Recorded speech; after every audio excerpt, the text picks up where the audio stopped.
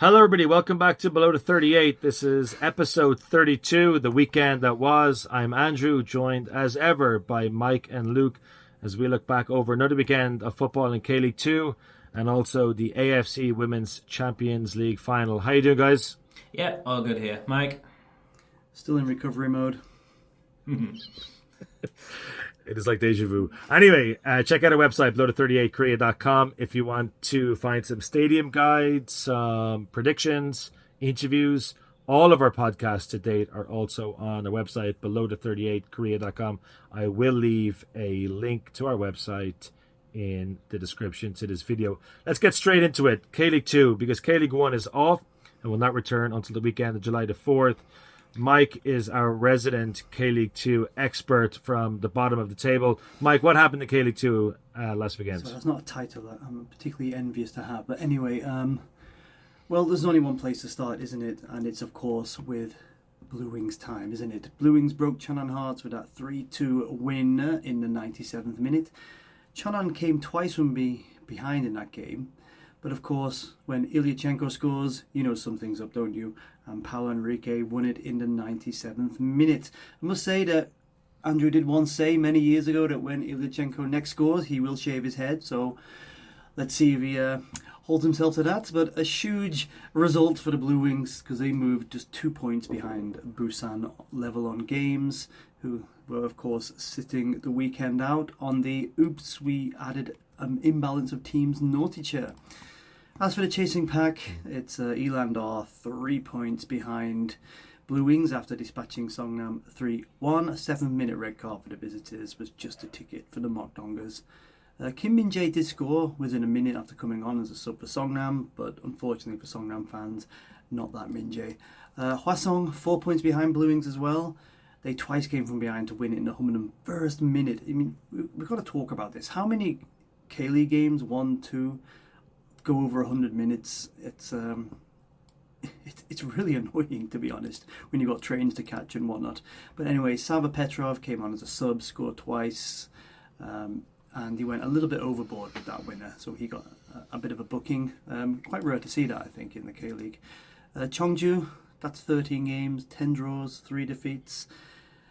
They're their only team in the top 4 leagues without a win. Don't really know what you can say for them. Daegu, they're 5 points behind the Blue Wings. They got the third win in 4. They dispatched Ansan 3-0 at home. And of course, the big question there is, who needs Cecilia? Suwon FC, they've dropped the 6 because they were stunned 3-2 in Gyeongnam. 2-0 up after 38 minutes and it all unravelled and they capitulated with, it is the K-League 2. It has to be a winner after the 90th minute, and that was in the 93rd for Gyeongnam to take the points. Gyeongnam, the point outside the playoffs after the 1-0 win in Paju. Outside of the top 7, well, brace yourselves because there was a huge result. Yongin 0, Asan 0. Sorry, that isn't a joke. That really happened. But anyway. Nope, but Gimhae have done it. They have actually won a match. Now, this is unprecedented in K-League 2 history for Gimhae to win. It's their first win. It's a big one. Jeonnam, they continue their downward spiral, but remember the name, the man who got Gimhae's first ever K-League 2 win. It's Yu Ji-ha. But hang on a minute. Isn't he Jeonnam's number 2? That's correct. This historic win was in fact an own goal. 4th top scorer for Ansan last season. And in fact, because I've got to get everything I can in about Ansan, there are 2 significant former Greeners in the Jeonnam starting lineup. Maybe Ansan have actually progressed, or maybe it's all downhill after leaving Ansan. Well, maybe don't tell that to Masatoshi and Chaegon-ju. So, Andrew, what does that mean for the table? Because I think we now have a split in the league. You think we have a split? I think the top 7, you mentioned outside the top 7, Songnam are the only team I would say outside the top 7 have the chance to jump into that over the course of the next 5 or 6 months or so. So Busan in first down to Gimpo in 7th are separated by 8 points only. And then there's a 4-point gap between Gimpo and Cheongnam Asan, who are in 8th. That feels to me like it's the major split at the moment. And then at the bottom half of the table, there's a whole bunch of teams between Asan on 16 points in 8th, all the way down to Chumbuk Cheongju in 15th without a win. They have 10 points, only 6 points separating 8th from 15th, even though 15th haven't actually won a game yet this season. It's absolutely extraordinary. They're also not bottom or second bottom, and they haven't won any of their first 13 matches this season. It's KD2 is truly a most remarkable league. So yeah, the table keeps changing in those spots below the top 2. I know for a brief period there, the Blue Wings did drop out of the top 2, but that's kind of 3rd to 7th. I think we're going to look at a huge amount of upheaval there over the next couple of weeks or so. So that's Mike's review, Mike's roundup of the weekend in KD2. Now, of the three of us on this podcast, only one of us went to a match at the weekend in K-League 1 or K-League 2, and that was Mike. He took the trip down to Daegu with members of the Anyang Foreign Supporters Club to see Daegu 3, Ansan Greeners 0. Tell us all about it. Well, it's a nice stadium, isn't it? Yeah, I didn't go with any Anyang fans, I must say. There were Ansan fans before we get there. But, you know, these high and lofty Blue Wings fans tend not to recognise the differences. But regardless, yep, my first time in Daegu Stadium. I know that people who've had a lot of time in the K1 have probably been down there before. I've been to the World Cup Stadium before, but that was horrible, to be honest.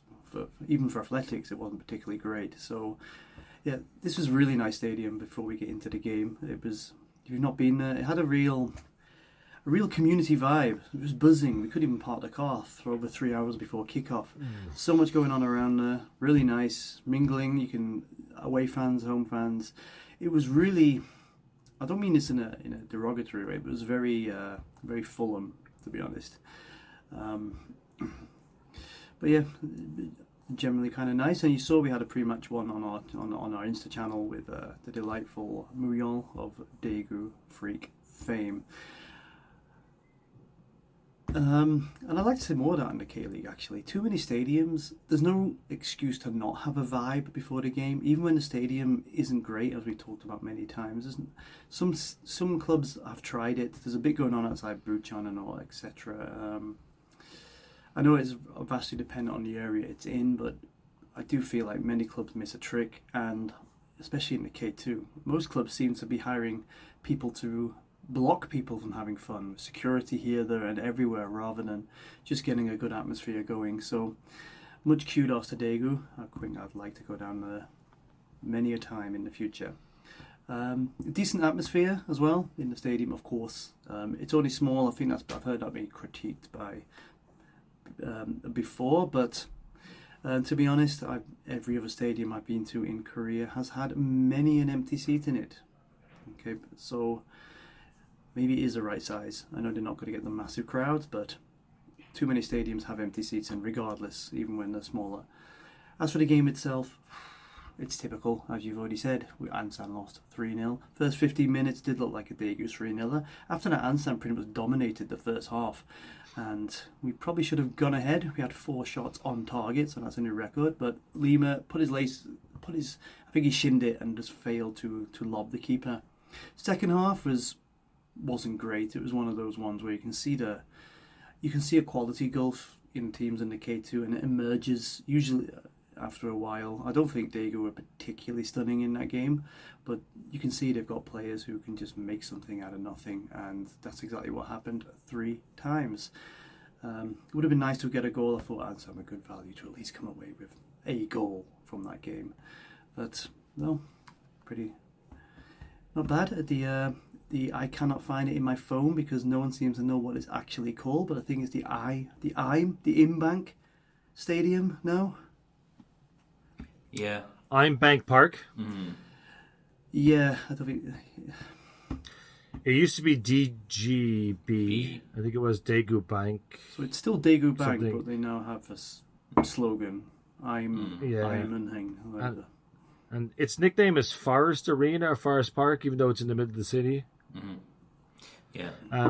It is a great stadium. I just check in there. I'll let Luca make, because we've all been to that stadium. It is a beautiful football-specific stadium, centrally located. I'm kind of surprised you were saying there about the parking, because it's one of the best stadiums in terms of location anywhere in Korea. It's very much in the heart of Daegu. It's right beside one of the two main intercity train stations. It's a walk under the tracks to one of the busier areas, kind of post-game nightlife. 11,092 people were at that game, the second biggest attendance of the weekend. Daegu are not having a particularly good season, and the stadium might be small, but 11,092 is still a good crowd to get at KD2 level. 135 took the bus down from Ansan, so it's good. I mean, there were two good attendances at KD2 this weekend, and you were at one of them at least. Luke, you've been there before. You went there once dressed as Santa. Yeah, I've been in the home end and the away end. We went down at the end of the 2023 season, I think it was, and the Incheon fans sold out the away end almost immediately. I think it was 90 seconds and the tickets were gone. For those that don't know, there's only about 400 away seats, which is one of my criticisms of the stadium itself. I mean, it's small, it's compact, but I think it's one of those where it could have actually been a little bit bigger. I mean, Daegu keep bragging about having sellout games, and all that's telling me is that it's not big enough if you have 15 sellouts a year. But no, it was great. I really liked, as Mike was saying, around the stadium itself, there's lots of little restaurants and places for people to eat. The club shop, there are bars and things. It's really well done. It's really good if you're going on public transport. And no, I thought I've been really happy every time I've gone there. The home end, we managed to sneak into the Incheon away end at half-time by just walking past all the security. The second time I went, we were actually able to get away tickets. But yeah, no, really good. And it's definitely somewhere I would look to go again. I think teams like Daejeon, Daegu, it's quite central within Korea generally. It's a couple of hours on the train. So yeah, definitely up there with Korean stadiums. I think the problem is, like, the Blue Wings have to make a trip down there this season. Like, I'm not going to get a ticket for that. The only way I can get to see a game in Daegu this season is a game like that one, with all due respect to Ansan, or maybe when Gimhae, teams like that show up, because, like you were saying, the stadium is just too small. They've sold the most number of seats in the stadium, whatever you want to call it. The stadium has been about 70% full this season. That's obviously because the capacity is quite low at 12,000. But yeah, very nice. I remember the last time I was there was over COVID. It was freezing. They had player portraits on the wall outside the stadium. Were they still there? Yeah. They're still there. I thought that was a nice touch. And like, you can have a round of screen golf, then have some chicken, and then get married, and then go watch a game of football in the same complex. You used to be able to do that. You can't park your car. You can't park your car though. Back in the day. Yeah. Like all good stadiums in Korea, it has about 17 other things you can do a couple of hours before the game. So we're going to let Mike sit this one out. He's rattled through the K-League 2 results, and he's rattled through his trip down to Daegu. So Luke and I will take on this particular segment.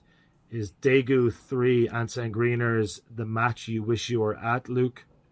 It's not, actually. I wish I was at Cheongju, which may come as a bit of a surprise. I think Hwasong are a really interesting team this year, and they're coming into form at just about the right time. As we go into the end of this part of the K2 season, they've got a few games to play, and I think if they can pick up some wins, it'll be cat amongst the pigeons. They were doing really well last year. We've talked about how well they performed against Blue Wings and how well they did against Incheon, and it looks like this year they have stepped up even more, and they're challenging. And they're pretty unfancied, or at least they were before the season started. But yeah, they're doing really well. It's another late winner. We've talked about Petrov. He's done really well. He's got 7 goals in 11 games, I think it is. Hwasong are now undefeated in 7. They're 4th in the table, 4 wins from 5, and they face Blue Wings in 2 weeks. Now, imagine if Hwasong were to win that game. Yeah, lots of good things going on. So I'd have liked to have been in Cheongju to watch Hwasong this weekend. I didn't ever expect to have said that. Yeah. It's probably the one and only time this season you'll end up saying that as well. There was one thing I noticed about that game. It's not the game I would have picked, but I could see why somebody might have wanted to pick that one. There was a great moment at the end of the game. Again, we've talked about this already, but Cheongju, of course, haven't won a match yet. So the fact that this game ended 3-2, and Petrov, the new signing for Hwasong, scored in the 101st minute of this match. Cheongju, from what I can remember, led twice. I think they were 1-0 up and then 2-1 up. And they conceded. Petrov scored 2 goals after the 80th minute. There was a great moment where their goalkeeper, Jo Sung-hoon, at the 101st minute winner for Petrov, Jo Sung-hoon was absolutely livid with his teammates for conceding the last minute goal.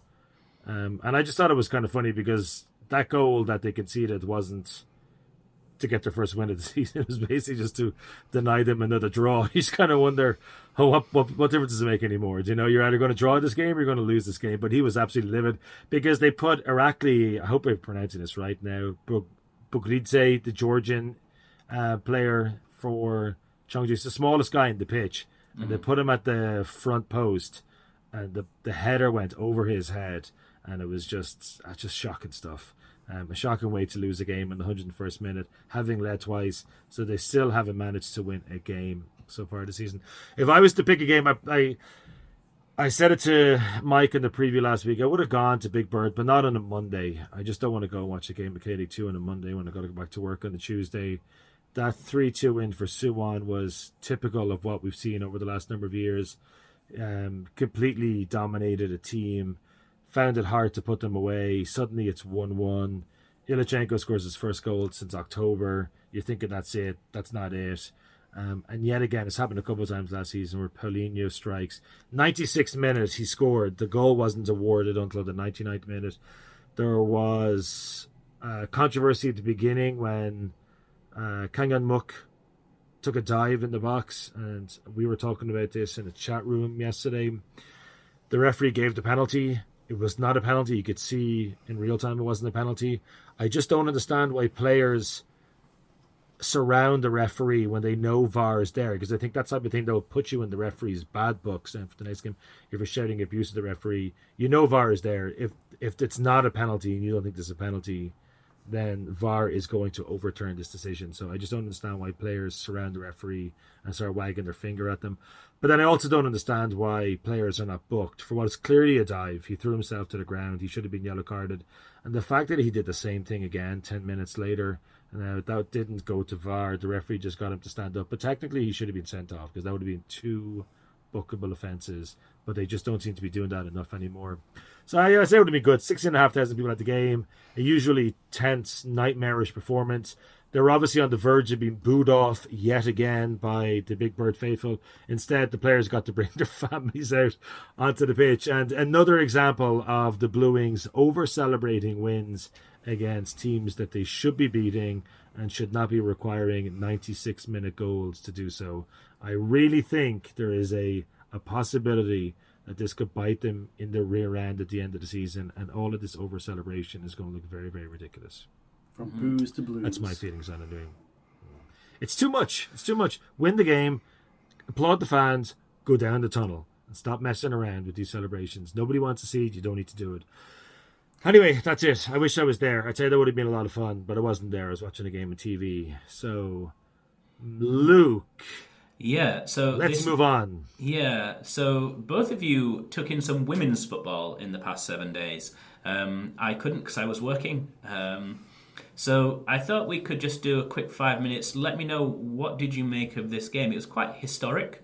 We had the doubleheader semi-final on Wednesday, and then we had the final on Sunday. So we'll start with Mike. You were there at the semi-finals. What did you make of them? Wet. That's the first thing. It was a very...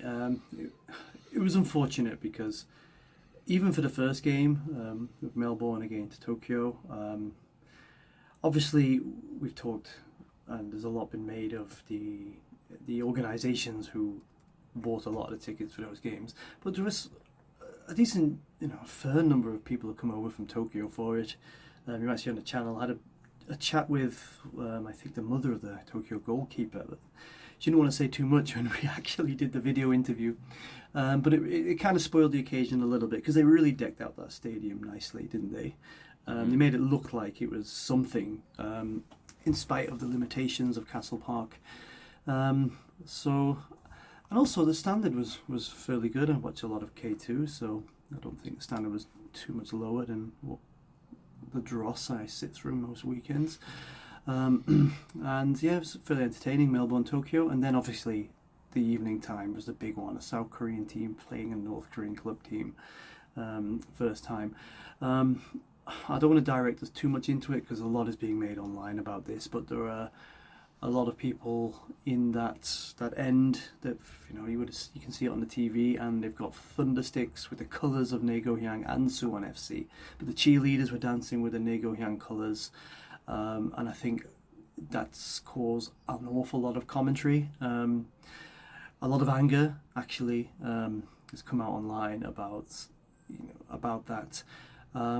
The game itself, it was just, I don't think it was going to blow up as the occasion it could have done. There could have been incidents in that game that people predicted, but the rain was horrendous, over 11 millimeters by kickoff. I was just drenched. I drove there, and I got changed 2 times during the day. So I think a lot of the spectacle was lost, to be honest, because of the rain. The football was fairly decent for a heavy rain game, and of course Suwon FC probably should have done something about it. Ji So-yoon missing that penalty, uncharacteristic, unfortunate, and I'm sure she wanted to end her career probably with a WK League title this season and the AFC Women's Champions League title. That's not happened, and I think she looked distraught, honestly, absolutely devastated. That's unfortunate for her. But I think the real flashpoints, the real images that people didn't necessarily want to see or were concerned about. I mean, bear in mind, it was raining heavily and they had umbrella police walking around telling people to put their umbrellas away. They gave out these plastic mat things you could put on. My one, it was also windy and heavy rain. My one shredded while I was wearing it and then flew off. So there was nothing I could do. Thankfully, I had a lovely Ansan rain jacket, so that helped me a bit. But yeah, I think the real images that have caused a lot of controversy, they all came out on the Saturday, and of course Andrew snapped some of those images and got those up, which you can take a look at on B38 social media. Mm-hmm. Yeah. So moving on, we had a very wet and miserable windy Wednesday. Sunday was better weather. Was it too hot? On Saturday, yes, it was too hot. Saturday, the game was at 2 o'clock, and that's good. So 2 o'clock on a Saturday, and as we know, Suwon Stadium, Castle Park, doesn't have a roof.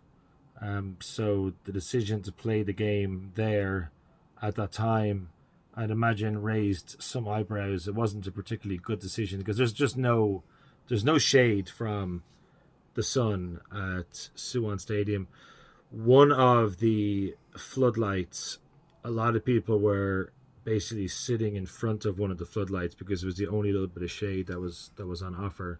It was an incredibly hot game. It was a heady hot afternoon. I agree with what Mike said earlier on. I thought the quality was quite good, especially from Naegohyang. In a weird sort of way, like the semi-final, it's just so hard to read into that semi-final because it was so wet. I was behind the goals for that one, but like Suwon hit the post twice. The goalkeeper made an incredible save. Ji So-yoon missed a penalty. I thought Naegohyang were the better team and justified their place in the final. And at the same time, Suwon could have scored 4 or 5 goals in that game, and you wonder if Naegohyang would have found a way to come back. But anyway, a lot of the interesting stuff about this game has simply come out afterwards. I wrote an article about it for the website, relied heavily on the Washington Post, Chosun Biz, and Osen to fill in a lot of the gaps. So even before the game took place, I think we've all seen the images of the civic groups welcoming Naegohyang to the airport. Apparently, the government has basically forked out around 300 million won into the Inter-Korean Corporation Fund to bring people to the matches and to make flags and posters and thunder sticks. They lined the streets of Suwon from the hotel where Naegohyang were staying to the stadium with flowers. We don't know if they could even see out the window, because if they could see out the window, one thing they were definitely able to see these days are the sheer number of election posters that are around. This is obviously something that they might be unfamiliar with. We don't know if they're able to even see these flowers that were planted. Again, that's just more taxpayer money going into it. President Lee Jae-myung released a huge statement on social media congratulating the team. But it was kind of sad because Suwon FC, the manager, Park Gi-lyong, was saying that this was our stadium and Suwon FC are a Korean team, and yet they felt like they were the away team, which is very, very strange. As for Saturday's game, I think Naegohyang definitely deserved to win. There's only 2,500 people at it. Like Mike was saying, they had those colourful thunder sticks and banners and flags behind the goal. There was a young couple in front of me, came just after the game started. Because it's very hot and there's no shade, they put up an umbrella with the umbrella was in the colours of the Korean flag. And it defies belief that they were told to take that down. I mean, I don't know who's going to feel aggrieved by this, who's going to be insulted by this. The only North Koreans who were probably at the game were on the pitch. They can't see this umbrella. The Japanese fans who were sitting kind of to the front right of where this couple were had Japanese flags out. Just the idea that you can't bring a Korean flag to a Korean stadium is just shocking stuff. And especially because behind where that couple was, the Korean flag was flying anyway, like it always is in that corner of Suwon Stadium. Yeah, I thought it was disappointing in the end. I understand that the Naegohyang players are potentially under a lot of pressure. We don't know what sort of pressure is applied from home. But like I was writing in that article, the AFC have statues related to unity and friendship and fairness, all this kind of stuff. And I don't understand why teams from certain clubs are allowed to just bypass all that. The failure to shake hands with the head of the Korean Football Association, again, we don't know what would have happened if the players had done that, but this should just be a requirement. If there's somebody on the podium as part of the medal ceremony and their hand is out to shake it, it should just be a requirement. If you want to take part in these competitions, if you want to be here, you have to follow the protocols that exist. And if you can't do that, then just don't show up. There's obviously not going to be any punishment for this, and I don't think there should be. What's the point? I would imagine that everybody involved in these fixtures, from the KFA to Suwon to Naegohyang to Tokyo to the government, I'd imagine almost everybody's happy that it's over, it's done, it lasted a week, and there wasn't any real flashpoint in the end.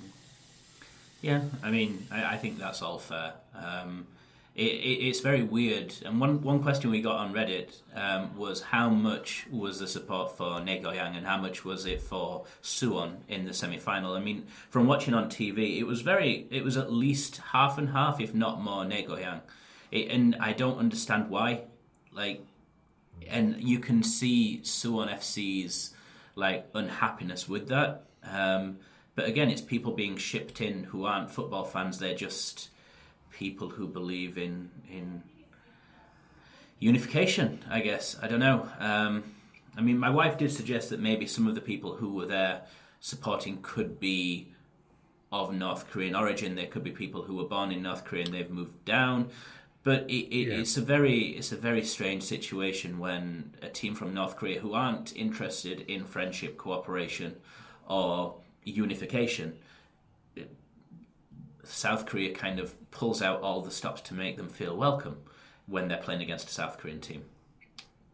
Yeah, just to jump in there quickly, and I don't know if Mike wants to add to that. Obviously, I don't believe that there should be animosity shown towards the visiting team, but you also don't need this. It should just be there, like Melbourne and like Tokyo. Yeah. They're one of the other participants, but Suwon FC are the local team. This is their stadium, and in that semi-final, a lot of people were waving flags of both teams. Like there was a lot of people supporting both Naegohyang and Suwon. So it was a really weird atmosphere when each team attacked. Everybody was cheering.